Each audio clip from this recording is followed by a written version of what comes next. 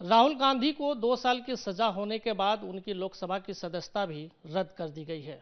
लेकिन अब राहुल गांधी के पास क्या है कानूनी रास्ता, ये जानने के लिए हम हमारे साथ सीनियर वकील विकास सिंह जी हैं। सर, अब राहुल गांधी के पास क्या है, अब रास्ता, कानूनी अधिकार उनके पास क्या है? देखिए, मेरा तो ये मानना है, हालांकि अभी तक इस बात को कोई दूसरा नहीं बोल रहा, लेकिन मेरा ये मानना है कि ये 2 साल में इनकी सदस्यता रद्द होनी ही नहीं चाहिए। पूछिए क्यों? क्योंकि जो हमारा जो क्रिमिनल जुरिस्प्रूडेंस है, 2 साल तक की सज़ा को माइनर मानता है और 3 साल के बाद उसको ग्रीवियस मानता है। 2 साल तक कॉग्निजेबल भी नहीं है, बेलेबल है। 3 साल के बाद ही कॉग्निजेबल होता है और नॉन बेलेबल होता है।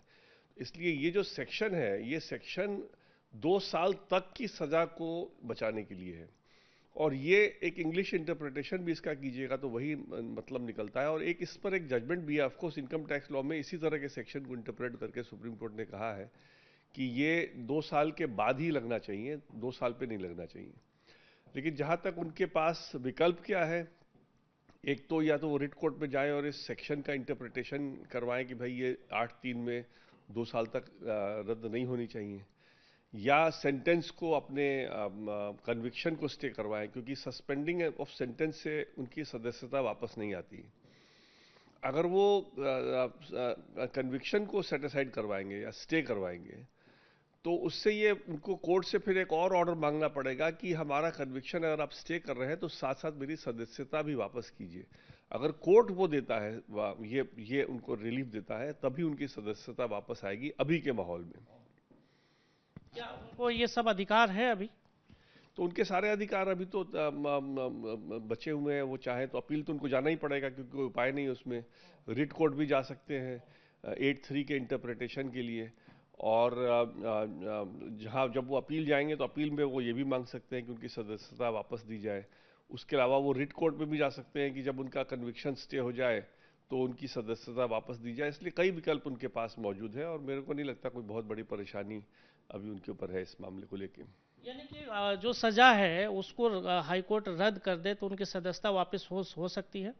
सजा रद्द करने में तो देखिए बहुत टाइम लगेगा, क्योंकि अपील सुनवाई होगी तब रद्द होगा। लेकिन कम से कम कन्विक्शन को स्टे अगर कर दे और साथ साथ ये भी ऑर्डर करे कि चूंकि हमने कन्विक्शन ही स्टे कर दिया इसलिए इनकी सदस्यता इनको लौटा दी जाए, तो ही वापस हो पाएगा। क्योंकि यहाँ पर अनफॉर्चुनेटली एक ही दिन में इनकी सदस्यता को रद्द कर दी गई है।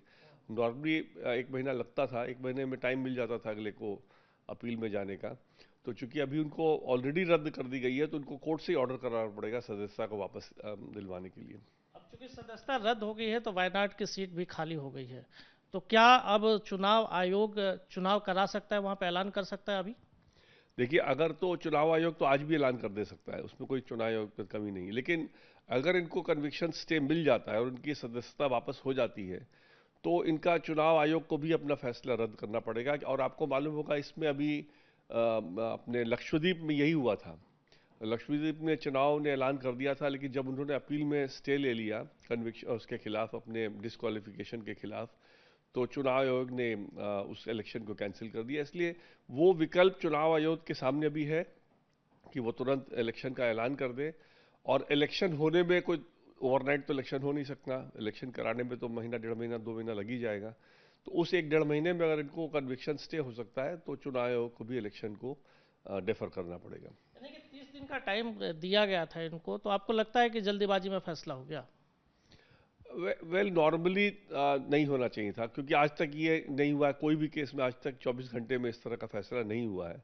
और ख़ास करके जहां इस तरह की इंटरप्रिटेशन का पॉसिबिलिटी है 8(3) का, तो स्पीकर साहब को इसमें एक और डिटेल्ड ओपिनियन, क्योंकि अनफॉर्चुनेटली जो मैं आपको लीगल ओपिनियन बता रहा हूँ 8(3) के इंटरप्रिटेशन के बारे में, ये इंटरप्रिटेशन कभी नहीं आया है किसी कोर्ट के सामने। हालांकि 2 सदस्य की सदस्यता रद्द की गई है 2 साल की सजा में, लेकिन ऐसा इंटरप्रिटेशन का कभी मामला नहीं उठाया कि ये 8(3) में 2+2 का है कि अप टू 2 का है या 2+ का है। मतलब वो जो इंटरप्रिटेशन अभी हुआ नहीं है। मेरे हिसाब से कभी भी कोर्ट इस बात को सोचेगा या गंभीरता से देखेगा तो 2 साल तक की सजा को हमेशा से गंभीर नहीं मानी गई है और 3 साल की बाद ही गंभीर मानी गई है। इसलिए सजा या तो 1 साल होती है, 6 महीने होती है, 2 साल होती है, 3 साल होती है।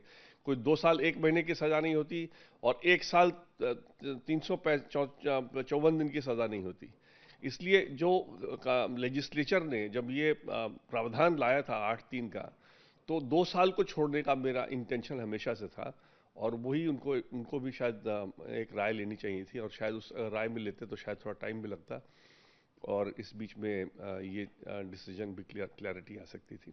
थोड़ा सा ये भी समझना चाहेंगे सर, अब अपील की प्रक्रिया क्या है? क्या पहले उनको लोअर कोर्ट जाना होगा, फिर वहाँ से सेशन कोर्ट, उसके बाद हाई कोर्ट आना होगा, या डायरेक्ट आ सकते हैं? वो तो डिपेंड करेगा किस कोर्ट ने कन्विक्ट किया, मेरे को ध्यान नहीं है। अगर सेशंस कोर्ट ने कन्विक्ट किया तो सीधा हाई कोर्ट में आना पड़ेगा, अगर मैजिस्ट्रेट ने कन्विक्ट किया तो सेशंस कोर्ट में जाना पड़ेगा। वो अगर मैजिस्ट्रेट ने किया तो सेशंस कोर्ट जाना पड़ेगा अपील में इनको। तो क्या इसमें सेशन कोर्ट को पावर है डिस्ट्रिक्ट कोर्ट को? सेशंस कोर्ट सस्पेंशन तो स्टे कर ही सकता है, सस्पेंशन स्टे करने के साथ साथ कन्विक्शन का भी स्टे वो मांग सकते हैं वहाँ पे। तो इसलिए सारी सारी पॉसिबिलिटीज़ है इनके सामने, ऐसा कोई इनका विकल्प ऐसा भी किसी तरह से ख़त्म नहीं हुआ है। बहुत बहुत धन्यवाद इंडिया टीवी से बात करने के लिए। कैमरा पर्सन कुलदीप बालियान के साथ संजय शाह, इंडिया टीवी, दिल्ली।